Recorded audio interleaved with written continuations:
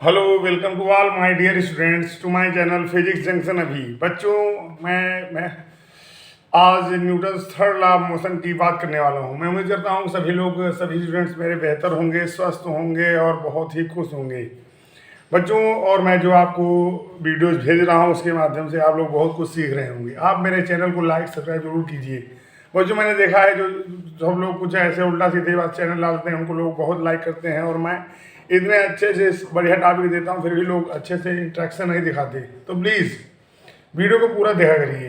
ये 2-4 minute 40 second देख करके आप लोग वीडियो छोड़ देते हैं, इससे कोई मतलब नहीं है। कुछ सब सीखिए, है कि नहीं। मैं अच्छा पढ़ाने की कोशिश कर रहा हूँ और धीरे धीरे मैं और अच्छा पढ़ाऊँगा। प्लीज़ सपोर्ट कीजिए। वो जो Newton third law of motion कहता क्या है? ये कहता है कि every action has equal and opposite reaction. इसका ये मतलब क्या हुआ कि अगर आप किसी बॉडी पर फोर्स अप्लाई कर रहे हैं, किसी अमाउंट का फोर्स अप्लाई कर रहे हैं, तो वो बॉडी तुम पर उतना ही फोर्स अपोजिट डायरेक्शन में अप्लाई करेगी। जैसे हम मान लेते हैं कि हमारे पास दो बॉडी है, दो पार्टिकल हैं, एक है ए, एक है बी, और ए ने बी पर फोर्स अप्लाई किया तो उतना ही फोर्स बी ए पर अप्लाई करेगी। तो मान लेते हैं कि ए के द्वारा बी पर अप्लाई किया गया फोर्स एफ ए है और बी के द्वारा ए पर अप्लाई किया गया फोर्स एफ बी है। तो यहाँ पर जो एफ ए होगा वो एफ बी के बराबर होगा, लेकिन ये माइनस एफ बी होगा, क्योंकि ये वेक्टर क्वांटिटी होती है। फोर्स कैसी क्वांटिटी होती है? वेक्टर क्वांटिटी होती है। तो अगर ये जो फोर्स है दोनों के इक्वल है, डायरेक्शन में अपोजिट है, इसीलिए एफ ए बराबर माइनस एफ बी होगा। और generally in sum of forces जो होगा वो जीरो होगा।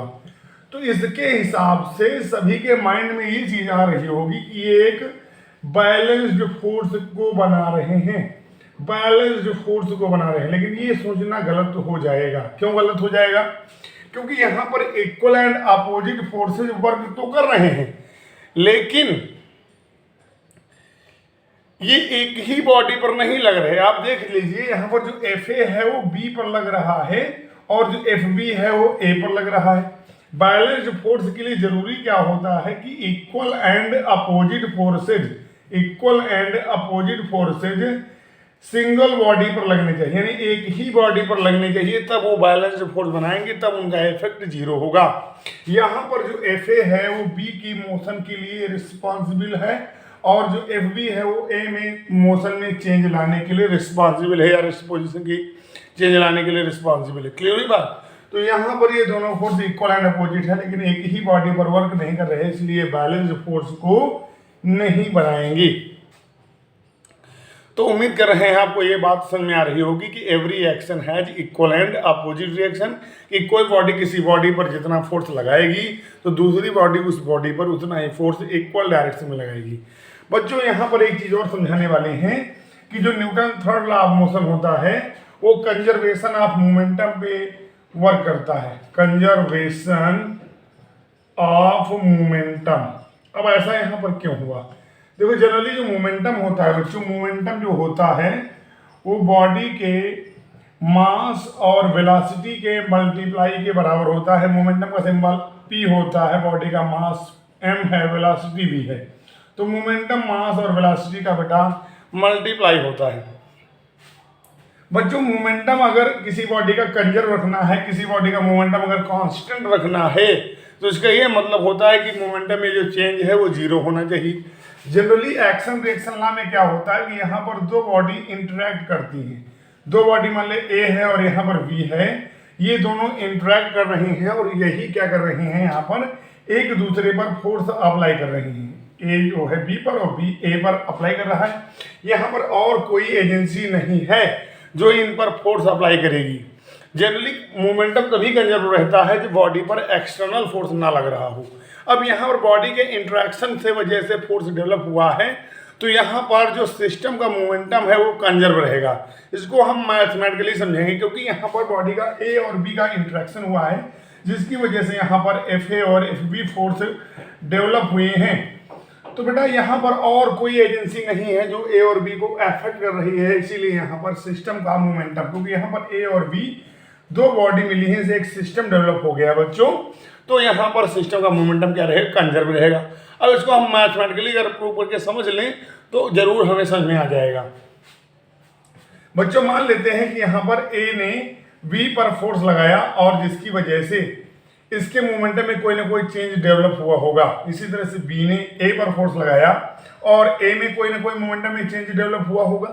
तो आप लोगों को पता होना चाहिए कि यहाँ पर जो एफ ए है वो माइनस एफ बी के बराबर होगा, माइनस एफ बी के बराबर होगा। तो जो आपको पता है कि आपने रिलेशन पढ़ा होगा बेटा कि जो फोर्स होता है किसी बॉडी पर लगने वाला, जो एक्सटर्नल फोर्स होता है वो rate of change of momentum के बराबर होता है कि नहीं होता है। अब यही चीज़ को अगर हम यहाँ पे फॉलो कराएं तो यहाँ पर जो एफ ए के लिए अगर फॉलो कराएं तो एफ ए जो होगा वो एफ ए किस पे लग रहा है, बी पर लग रहा है, तो यहाँ पे होगा डेल्टा पी बी।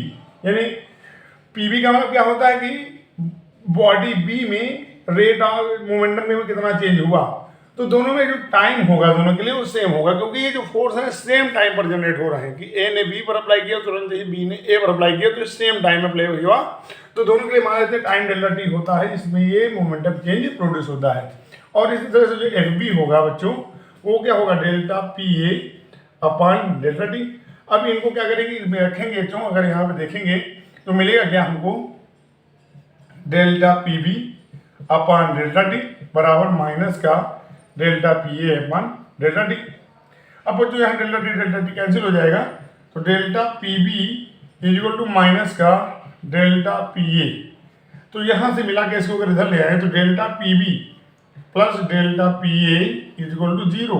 तो आप क्या देख रहे हैं कि दोनों के चेंज ऑफ मोमेंटम का जो सम है वो जीरो आ गया, यानी सिस्टम के चेंज ऑफ मोमेंटम का सम क्या आ गया, जीरो आ गया।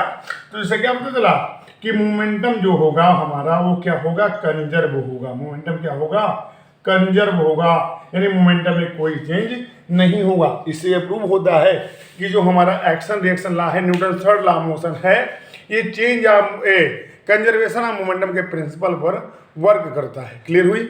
इस बात से हम उम्मीद करते हैं कि वीडियो से आपको बहुत कुछ सीखने को मिला होगा। इस वीडियो को देखिएगा, शेयर करिएगा और लाइक करिएगा और वीडियो को पूरा जरूर देखिए। धन्यवाद। नेक्स्ट डे आपको मिलते हैं एक नए टॉपिक के साथ। तब तक के लिए मेरे चैनल के साथ बने रहिए।